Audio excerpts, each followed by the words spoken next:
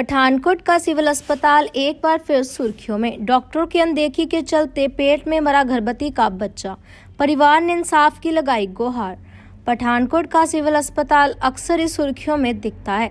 पिछले दिनों सिविल अस्पताल में डिलीवरी के लिए आई महिला का सही से इलाज न होने की वजह से महिला ने लेबर रूम के फर्श पर ही बच्चे को जन्म दे दिया, जिस पर जमकर राजनीति भी हुई, लेकिन कार्रवाई के नाम पर खानापूर्ति कर दी गई। बात पिछले दिन की करें तो कल एक गर्भवती महिला हिमाचल से अपनी डिलीवरी के लिए पठानकोट सिविल अस्पताल में पहुंची थी। यहां डॉक्टरों द्वारा उसे कहा गया कि सब कुछ ठीक है, शाम तक डिलीवरी हो जाएगी। लेकिन शाम को जब डिलीवरी का वक्त आया तब अस्पताल के डॉक्टरों द्वारा महिला की डिलीवरी करने से इनकार कर दिया गया, जिसके बाद परिजनों द्वारा महिला को निजी अस्पताल में दाखिल करवाया गया। यह महिला की डिलीवरी तो हुई, लेकिन बच्चा मरा हुआ पैदा हुआ, जिसके बाद परिवार द्वारा सिविल अस्पताल प्रशासन पर अपना रोष जाहिर किया जा रहा है। मेरा नाम निर्मल सिंह है। मैं हिमाचल डिस्ट्रिक्ट कांगड़ा फतेहपुर का रहने वाला हूँ। मेरी वाइफ की डिलीवरी डेट थी 18 को। जब हम 18 को इनके पास आए तो इन्होंने हमें कहा कि आप 20 को सुबह 9-10 बजे के आसपास आ जाइएगा। ठीक है, 18 को इन्होंने हमारी फ़ाइल बनाई, वो अपने पास इन्होंने डिपॉजिट कर लिया, अपने पास रख ली, फाइल हमें नहीं दी। जब कल हम 20 तारीख को इनके पास आए, सुबह 9-10 बजे पहुंच गए, तो इन्होंने कहा कि आप वेट कीजिए, पेशेंट को जो अंदर ले गए। इन्होंने मेडिसिन वगैरह दी कुछ, ठीक है।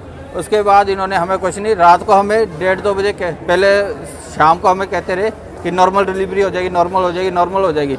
1:30 बजे जब इनको पता लगा कि बच्चा बीच में ख़त्म हो चुका है, तब ये हमें कहते हैं कि आप इन्हें आगे पीछे कहीं पे भी ले जाइए। इन्होंने हमें रेफरल कार्ड दिया, जिसपे इन्होंने कुछ हमें नहीं बताया कि कौन से हॉस्पिटल में लेके जाए या कहाँ पे लेके जाएं।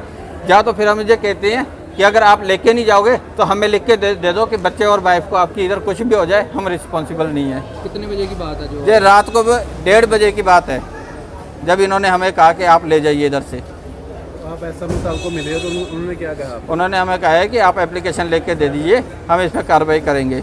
लेकिन ये मेरे बच्चे का खून किया है इन्होंने।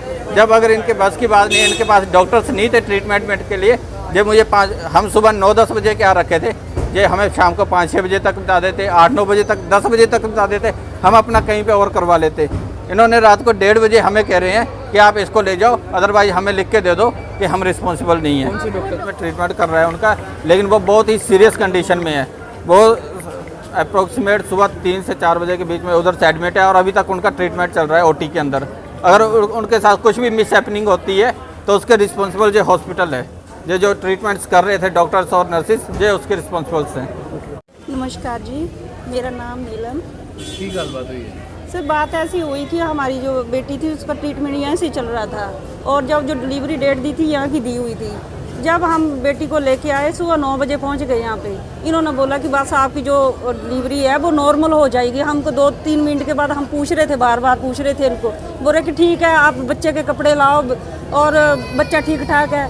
जब रात के हम इंतज़ार करने बैठे हुए थे वेटिंग रूम में, हम बार बार पूछ रहे थे, बार बार हमें यही जवाब आ रहा था। जब इनके बस से बाहर हुआ, बच्चे की हार्ट बीट इनके पेट में ख़त्म हो गया।